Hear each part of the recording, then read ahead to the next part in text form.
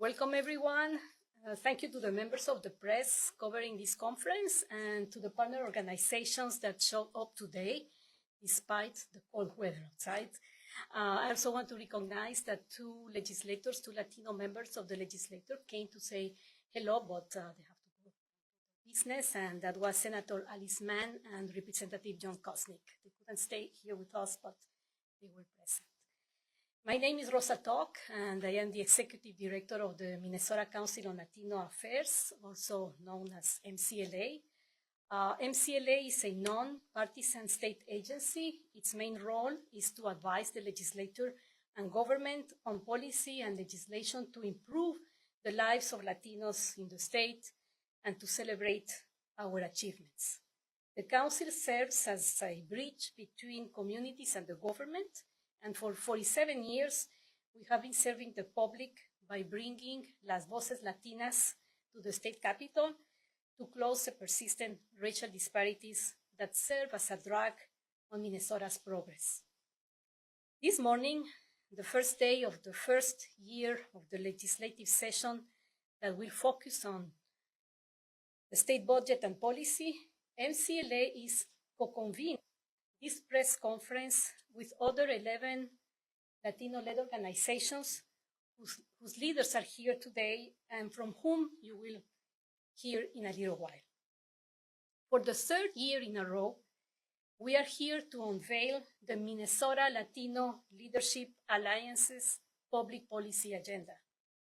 We are walking one milla a la vez, 1 mile at a time, to build this collective effort and raise awareness about Latino Minnesotans' dreams and aspirations. This agenda is a concrete demonstration of our unity, our strength, and our vision for this state that is our home. We want to ensure that our communities are included and are a part of the priorities of the legislature and this administration as they make consequential decisions for generations to come. This year is extremely concerning as we see changes in the new administration in Washington, with the inauguration of a new president for the next 4 years. We salute the peaceful transition of power that is taking place, showing how resilient our democratic system is. However, as Hispanic and Latinas, we are concerned about promises and threats that, if they materialize, will have devastating impacts in the communities that we all serve and where we live. But we will not be distracted.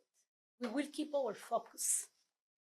As the Council representing almost 400,000 Latino Minnesotans, we will continue advising on legislation based on recommendations of our communities. When the state properly and fairly invests in our communities, Latinos are healthier and enjoy el buen vivir, or well-being. We take advantage of educational opportunities, and thus, we make even greater contributions to a growing and productive Minnesota. You can read MILLA's priorities for our communities in the document distributed here and that appears on our website. This year, we are focusing on 8 areas: education, health and well-being, workforce and economic development, including agricultural businesses, housing, democracy and voting rights, belonging and integration, the clean environment, arts and cultural development. MCLA supports the consensus items in these areas, which also include issues that the Council will be working on this session. The agenda is of necessity, limited. It doesn't include all the multiple areas and issues that need to be tackled and addressed to improve the social, economic, legal, and political situations of Latino Minnesotans. Rather, it presents the consensus aspirations that Latino organizations have heard loud and clear from our communities in each corner of the state. It is important to mention that it is our wish that this alliance continues to grow with other organizations or individuals who are working directly or indirectly on policy and legislation. So we make a call to other organizations interested in joining us to continue to strengthen the voices of our diverse Hispanic and Latino communities across the state. Thank you very much. And now, without further ado, I welcome Rodolfo Gutierrez, the Executive Director of AHORA, to outline some of our common work. Muchas gracias.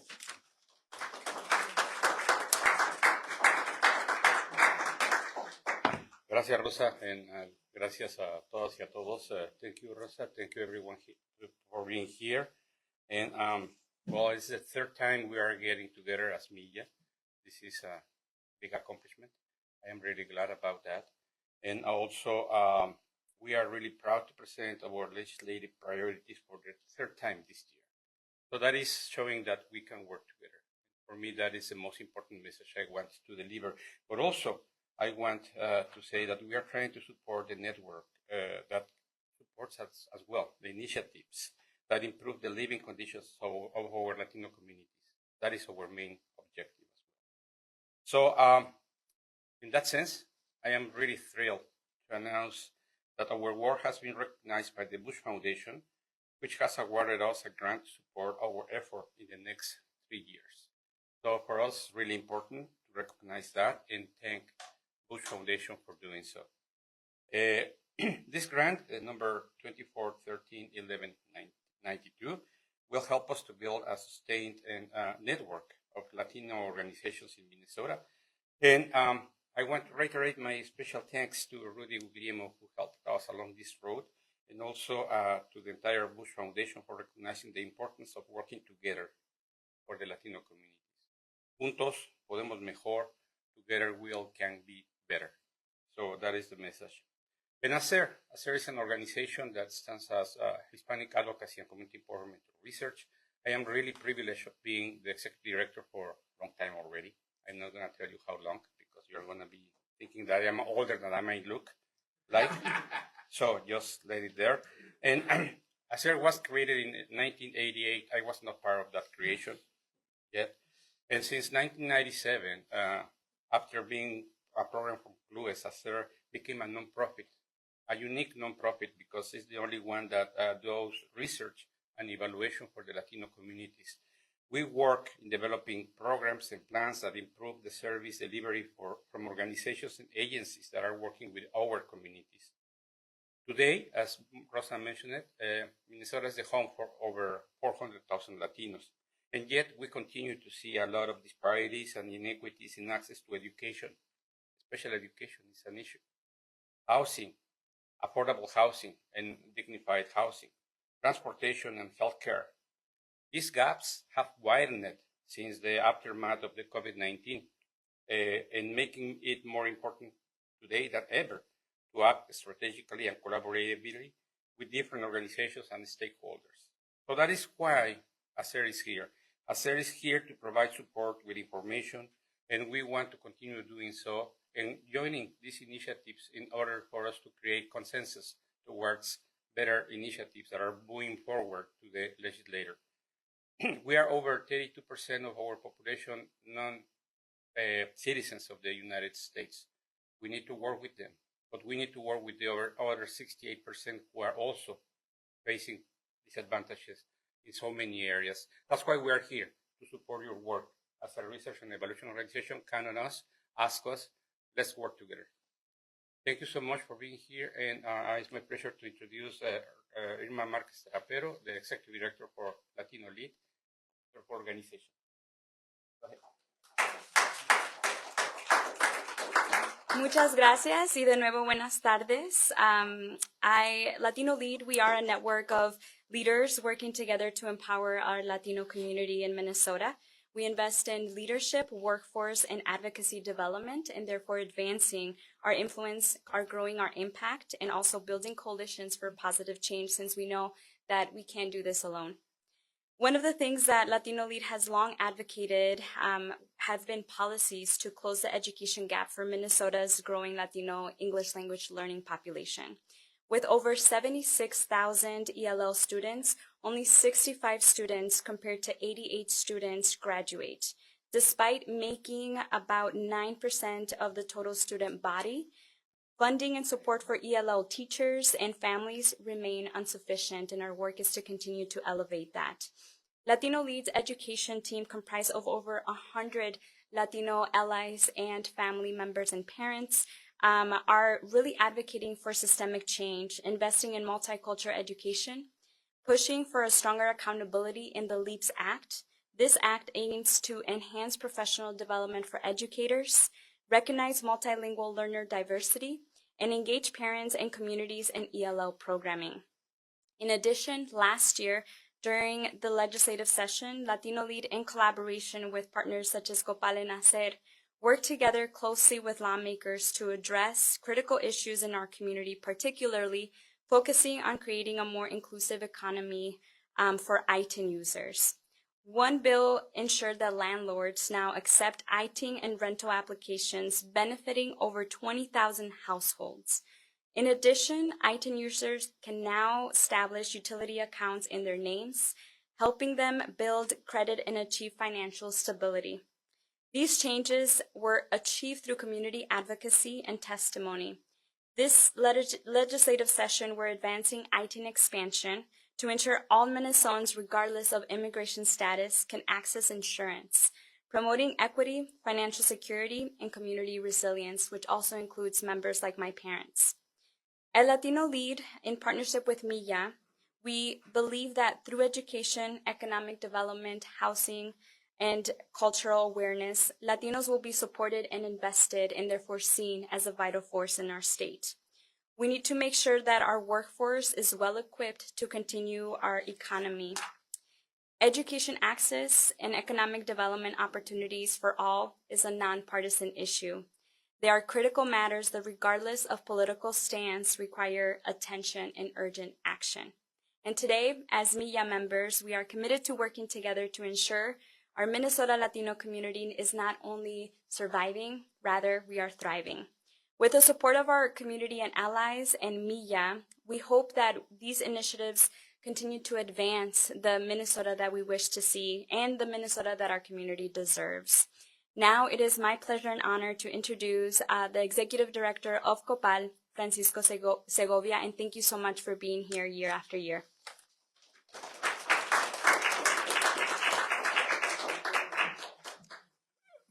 Buenos días. Good morning. I'm Francisco Segovia, and thank you, Irma. The Executive Director of Copal, Comunidades, organizando el poder y la acción latina. So this particular month of January, the organization was founded in 2018. So we are a young organization in what relates to years. So since 2018, Copal has grown from a very small organization into a statewide organization now focused on the hopes and aspirations of Latina families. Our work includes career development, job placement, technology training, providing vital resources such as citizenship classes, GED, and also civic engagement. We truly understand that a community only can change when their citizens, when their people are committed to provoke those changes. We aim to import the whole person. We believe that we as humans, as people, we want to live better. So through our work, we engage thousands of families statewide. So we have 3 locations on Lake Street, the Worker Center, the office of where myself is, and we have a radio station there, but also we have presence in Rochester and in Mankato as well. However, our rapid growth has presented also challenges. We need a home, we need a place that we can call home to engage our community. So we know the importance of place or space. So for that, we have created this concept called the Latino Center for Community Engagement, or LCCE. So this place is not only about expanding services, but also as a vibrant place for our community to come and call home. And so in that space, we hope to grow, connect, and also belong, and especially on a place called Lake Street that is a very symbolic place for our community because it's one of those places where our community has transformed and become or turned into a vibrant place. Our mission goes beyond space. It also involves deepening our impact across Minnesota. With state funding, we can reach more families and provide greater opportunities. As it was mentioned, our hope is to live better. At the end of the day, that's what we want. That's what anyone wants, to live better. And that's how we direct our work. COPAL believes in community voice. MiLLA is activating that voice in a way, uniting Latino organizations under one joint platform. Working together is crucial to succeed in meeting our goals and advancing our community to be the strongest we can. This is an exciting moment for our community, but to turn this vision into reality, we need your support. Thank you for standing with COPAL, MiLLA, and the Latina community. And now it is my honor and pleasure to introduce Alma Flores from LEDC.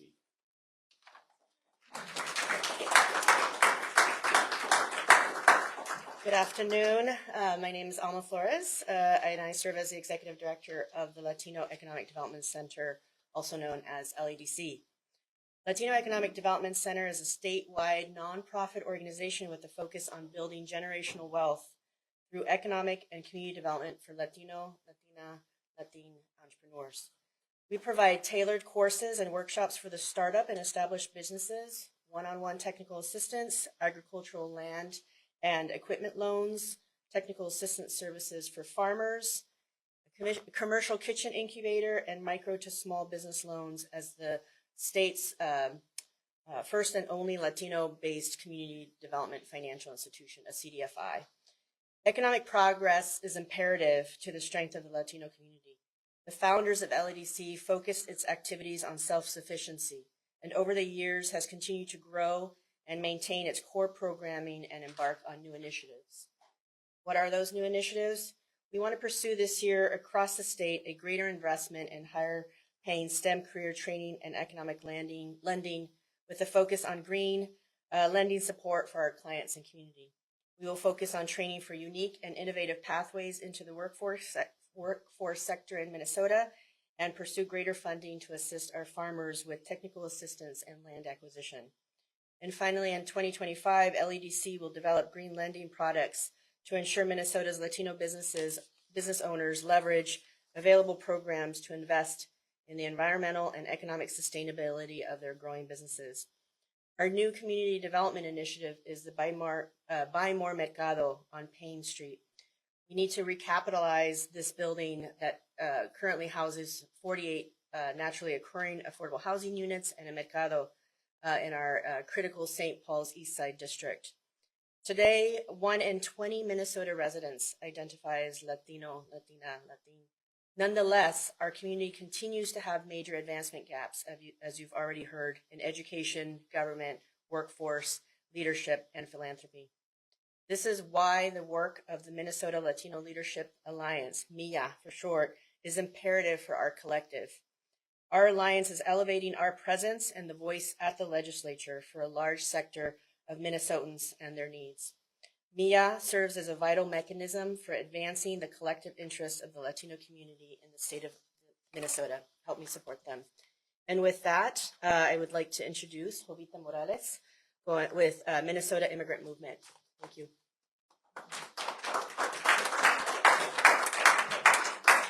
Kimi, buenos días. Good morning, everybody. My name is Jovita Morales, and I'm the Executive Director and founder of the Minnesota Immigrant Movement called MIM, M-I-M. Our organization is a statewide grassroots nonprofit that has been working nearly 20 years to bring Latinos Minnesotans together to address the issues that are affecting our community. We focus on building solidarity, raising our awareness, and encouraging to collective work, action, or working together. Over the years, MIN has played a key role to empowering our community, breaking down barriers, and strengthening democracy in Minnesota through activities like advocating at the Capitol, organizing protests, holding community meetings, and organizing vigils.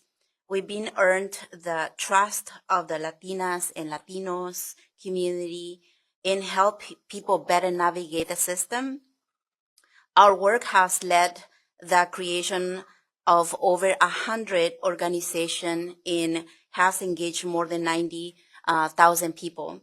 Recently, we've been focused on providing resources to support our community, like offering driver license manual classes, promoting driving safety, and strongly advocating for education, affordable housing, and healthcare for Latinos and Latinas of all ages. We've been also helping pass local ordinance to support food vendors. None of this would be possible without our dedicated team, allies, and the support of our community, a grassroots community. Today, we are grateful to be aligned with MiLLA, a coalition that support grassroots organizations like ours, as we continue to advocate for the issue that matters most of underrepresented and marginalized communities. Por nuestra raza y latinos, la lucha sigue. Gracias. And I'm going to introduce you next.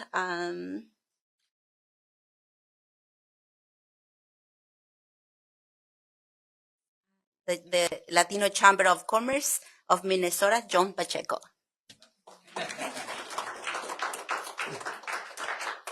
Thank you. And thank you for being here today. Actually, I'm very proud of this time. It's been a long time. I've been back and forth on the legislature as a lobbyist for a number of organizations years ago.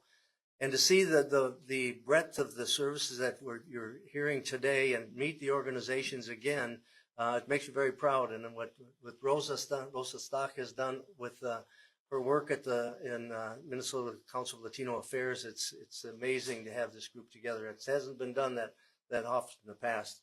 Well, I'm president of the Latino Chamber of Commerce in Minnesota, and we focus on helping small business and actually any business, Latino business, with their growth and prosperity.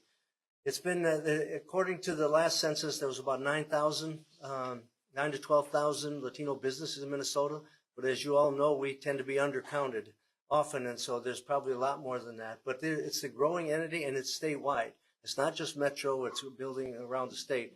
Our organization is a 501c6, so we're an advocacy, a 501c3. We're not a 501c3, we're a 501c6, which is an advocacy organization, which is different than the different charitable other nonprofits you had before you. So we've been in this game for a while as far as advocacy goes. And we've also worked very hard with the businesses that we work with and sitting down, looking at helping to set goals and helping them grow the business. A lot of them are very successful. And I'll give you an example is that there'll be the mom and pop restaurant and they'll be successful. And rather than buy the building they're in, they'll go open another one. They'll rent somewhere else. And so we've had a whole workshop on buying your building if you own a restaurant. And we had another workshop on buying the strip mall. When the PP loans were coming out, and which the LEDC did a wonderful job of distributing there, a lot of the organizations didn't have the financial backup. And so we put together workshops on with QuickBooks in Spanish for small business. And so that's what we often do is respond as where the need is. We had a workshop last week on A&I for small business. It was very good. It'll be played again on our website next week in Spanish. It's a very good workshop. But our role is to help the Latino businesses grow. And here's the way we do. Again, directly we work with the businesses, but we also are advocating on their behalf for supplier diversity. Where's the government's contracting? Last year at the legislature, I testified a couple times, and it did pass, and that was to have utilities track how much they're doing in spend within the Latino community, or within all the communities of color, actually. And then how are their hiring practices impacting the communities?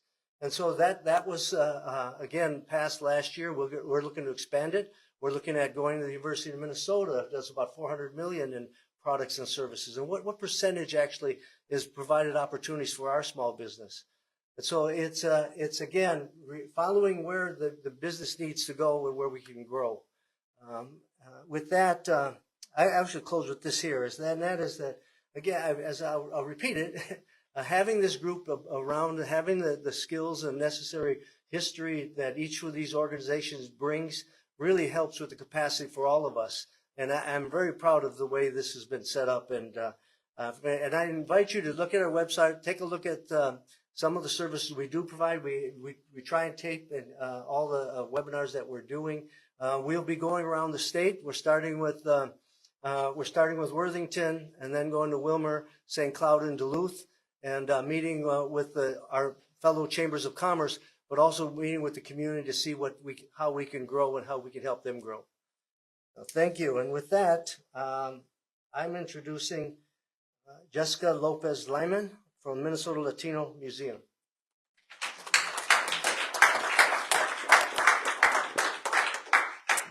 Hello, my name is Dr. Jessica Lopez-Lyman. I'm an assistant professor in the Department of Chicano Latino Studies at the University of Minnesota, and I speak today on behalf of the Minnesota Latino Museum.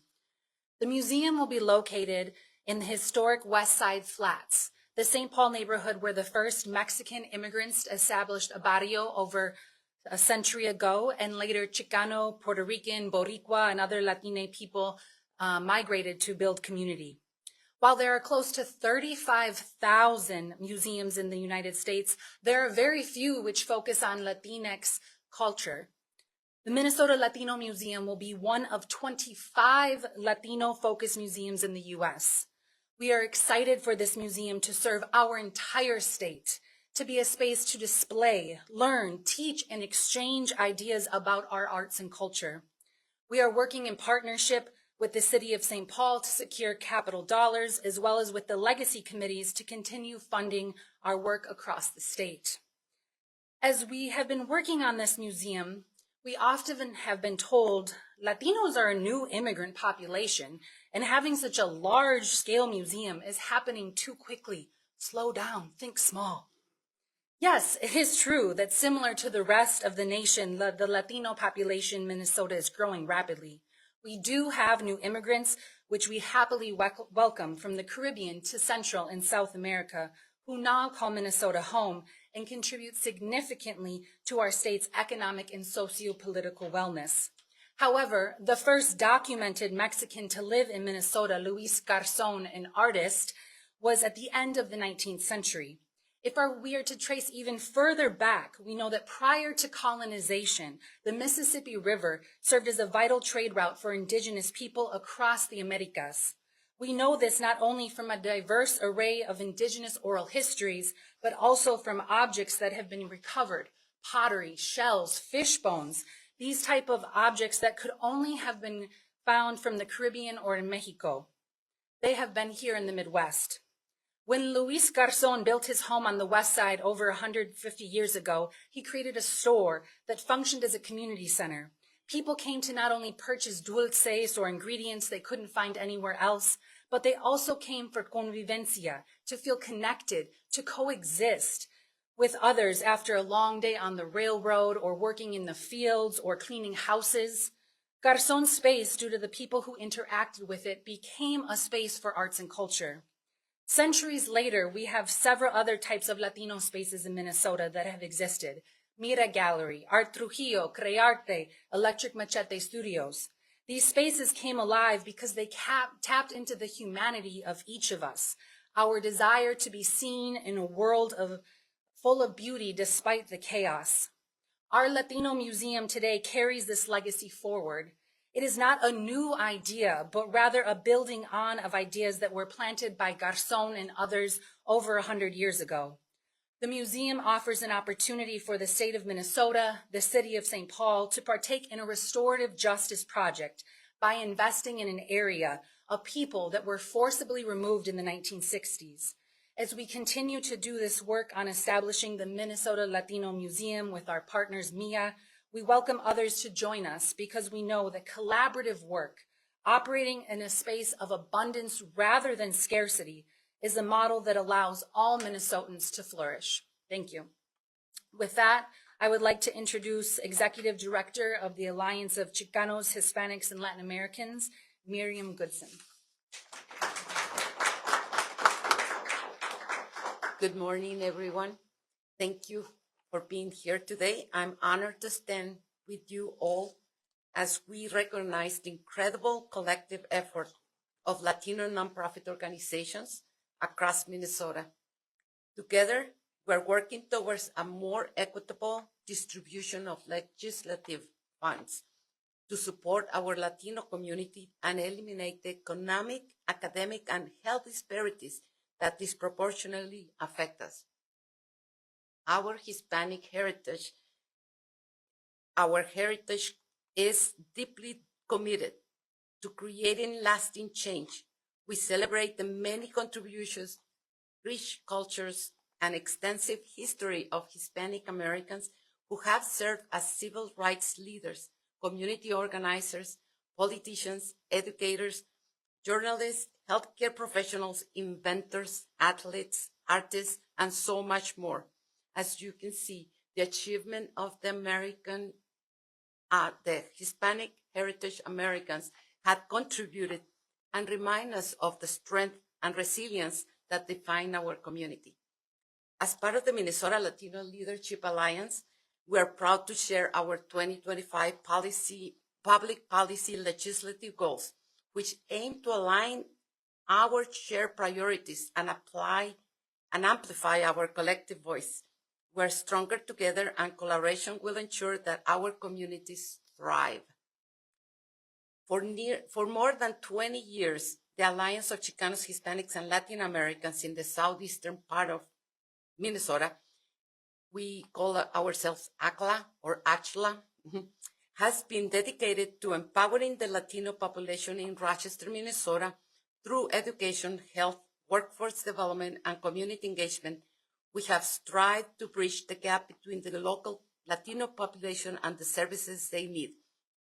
We host the Latino Fest every year, and besides that, ACLA's programs such as our after-school tutoring, family engagement initiatives, and health-focused efforts like the Community Bike Club, we have impacted hundreds of lives. Additionally, through initiatives like the Compass of Care, we address housing assistance, health, financial literacy, and educational support, always ensuring our services align with improved health outcomes and the well-being of our families. Our approach to community-based participatory research with partners like the Rochester Healthy Communities Partnership highlight our commitment to building trust and strengthening relationships that yield meaningful results. Looking ahead, we are committed to advocating for legislative policies that improve workforce development. We support measures to remove barriers for Latino professionals seeking licenses, creating affordable auto insurance programs, and fund entrepreneurs and small business owners. These efforts will directly improve the economic mobility of our community members. Again, reaffirming what Minnesota Latino Leaders Alliance is doing, we are thankful for creating a better future for our racially marginalized communities. Thank you for your ongoing support. And with further notice, I know that the Hispanic outreach is not here, so MCLA takes the board. Thank you. Thank you so much.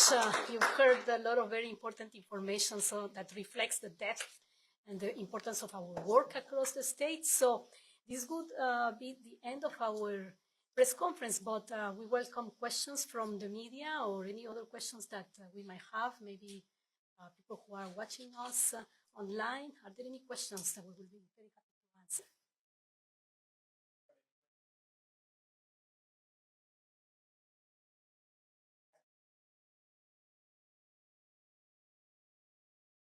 That is, what are the goals of the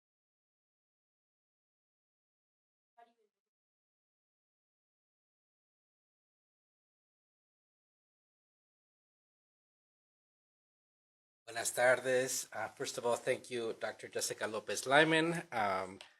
I invited the great scholar and activist in our community because much better public speaker than me.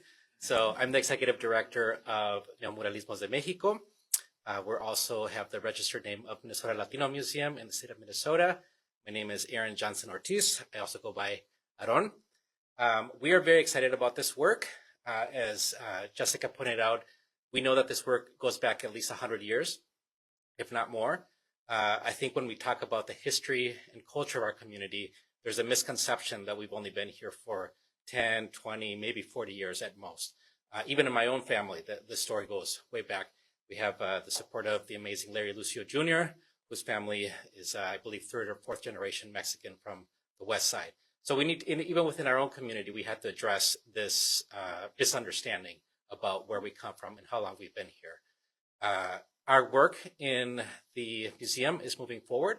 The city of St. Paul, including the mayor and the city council, is very excited about the work. It's on public land, so it's at Harriet Island Regional Park. This is part of the park system in St. Paul. St. Paul also has an amazing park system. I believe we're number 3 in the country.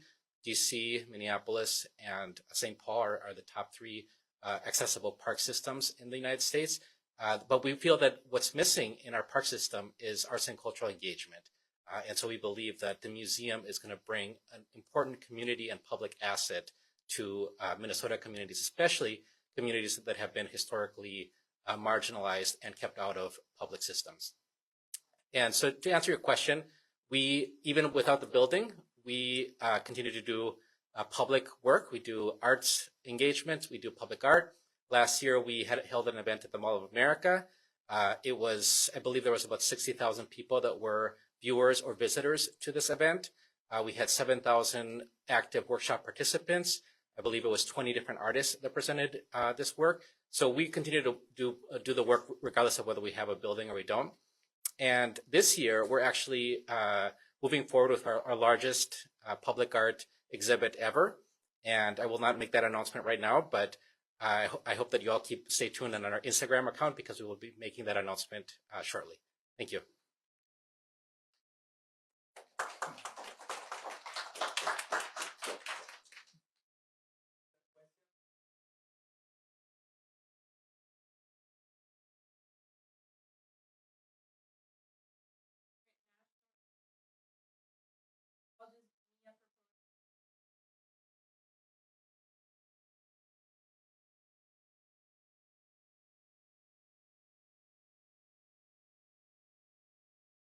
Well, that is a very good question. Definitely, the idea of us, and Rosa is going to expand a little bit. The idea is to support all the measures that are going to be implemented in supporting the Latino communities. We know that there is going to be an increased demand on protection, and particular legal protection, and also expanding the rights of immigrants in the state of Minnesota and beyond, obviously. So MiLLA is going to promote all those efforts and going to document that. Ourselves are going to create a database of resources available for people who might be in trouble, and we are going to disseminate that information widely to whomever is in need. So we are projecting that definitely, as we saw 4 years ago, the number of immigrants is going to go down, obviously, but still is going to be there. So we are going to need to create a lot of support, and we are hoping on creating this alliance, a lot of information in support of those who are going to be in need. Rosa? So we know that immigration policy is federal policies in the federal level, but it also impacts the states and the local communities and municipalities. It has a ripple-down effect. So we will be paying attention. We want to make sure that at least in the state of Minnesota, the legislation that just passed, that is also including and benefiting many of our undocumented neighbors and family members and friends, that those programs are kept, because as all economic studies show, all of these programs will definitely improve the economic and financial health of the state moving forward in the future, particularly because the state of Minnesota is going to need, and it's actually needing, a workforce that will also come from our communities regardless of immigration status. So here, all of us, we serve all Latinos, regardless of where they come from, when they came, as they were mentioning, from many generations, but those who are maybe coming today. And so we don't look into that immigration status. We make sure that everybody's included, because we know that when we do that, is good for our communities, but also for the economic health of the state. So we will be paying attention to that.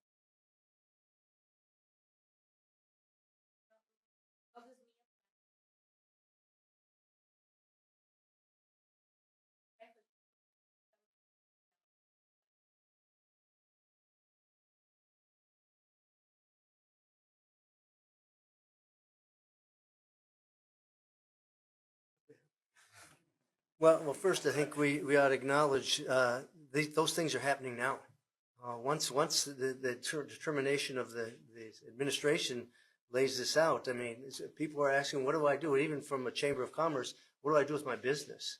How do I protect my business? How do I protect, what I've tried to achieve, and how does that impact the family? And then just in order of commerce, people aren't coming to the city to buy the tortillas anymore. They're a little staying away, or they're being more aware of where they're going and with who. And it does impact the Latino businesses, who is their customer, as well as their employee, as well as their partner, as well as their kids. And so a lot of that's happening now. And I think every one of us have a little piece of what could happen or what we could do to make things better. There will be some advocacy. There'll be some direct service. The beauty of having this organizations behind me here as colleagues is that they've weathered these things. They came out of PPP loans. They came out of COVID and better prepared to handle these type of crises. So I think it is here now. We need just to be prepared and work with each other to do the best we can, both at the local level. The federal level, that's a little harder. But I think there are some people not just stepping back, but stepping forward, and I think we need to follow them as well.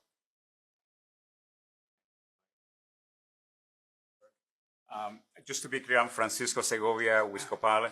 This is a project that COPAL and about 50 other organizations have been working together. The Immigrant Defense Network. So after the elections, we came together and we began planning what to do in the worst case raids. And some of us already have experience from what happened in 2006. We know the horror of raids and the aftermath. So from that experience, we are planning and trying to figure out how to protect our families. And so at the same time, it is key to understand that this is not an issue for the undocumented community. It's an issue for everyone, every single person, even the people who are proposing these raids are going to be impacted as well, because our economies, our lives are so entrenched that hurting somebody else, removing this person from here also has an impact. So with that in mind, the invitation, if you check out our website, copalmn.org, we have a network of organizations who are working together in a range of strategies. It is key not to wait until a raid happens. That is too late. So we need to prepare before that happens. But we also have to educate and change the discourse. Immigrants are not the issue. The issues are others. And so we need to change that mindset to those who believe that our communities are the issues here. So with that, I invite you to check out our website and see the opportunities where, like MiLLA, like many other things, we can come together to overcome this issue that is ahead of us. Thank you. Just before your question, I want to emphasize this is an alliance of many different organizations, and we are going to put all what we can in protection of those businesses that John was talking about and the immigrants. It's going to be key to see us as that group that is diverse. Latino Lead offering leadership, training, MCLA offering the connection with the Congress and all that. Everyone offering different kind of elements to protect better our communities. We are going to be monitoring the effect of these new policies, and the federal and local levels are going to affect our entrepreneurs. We do have different reports already in our website as well that talk about how things are moving forward along the time. And we are going to continue feeding this information for everybody to look at it and all together create new actions to protect our people. Thank you.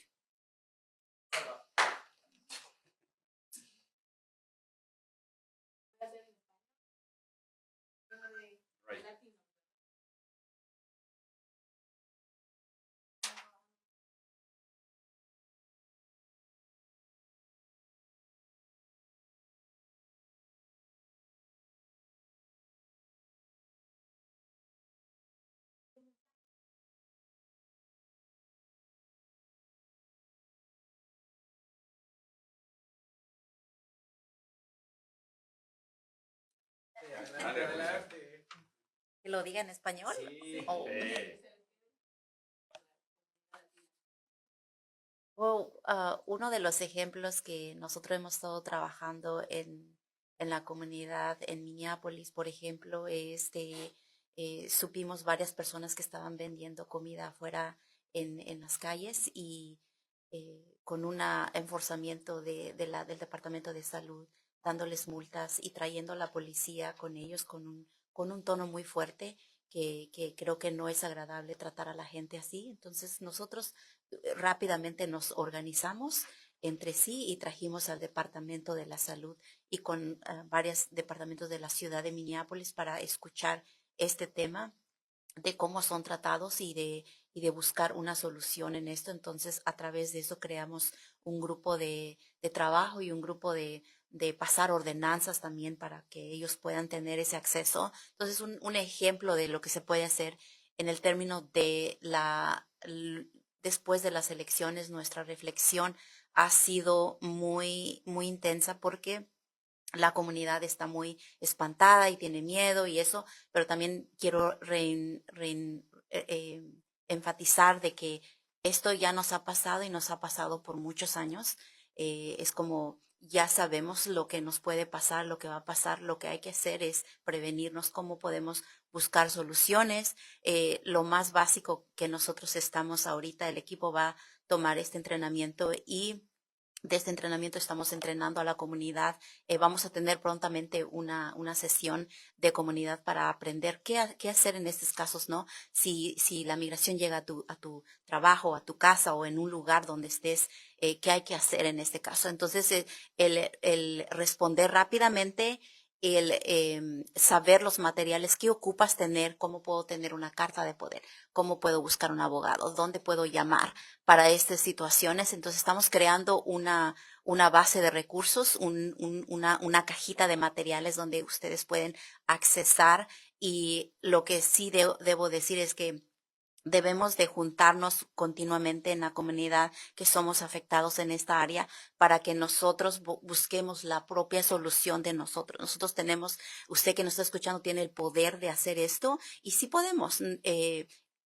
Lo bueno es que tenemos varias organizaciones que están apoyando en esa área, pero también creo que nosotros tenemos que ser dependientes de nosotros mismos de cómo buscar esas herramientas. Entre más usted se informa, se concientiza y ustedes tengan esas herramientas, va a poder ayudar a su familia, a las otras personas. Yo creo que esa es la mejor manera de poder concientizarnos y apoyarnos mutuamente.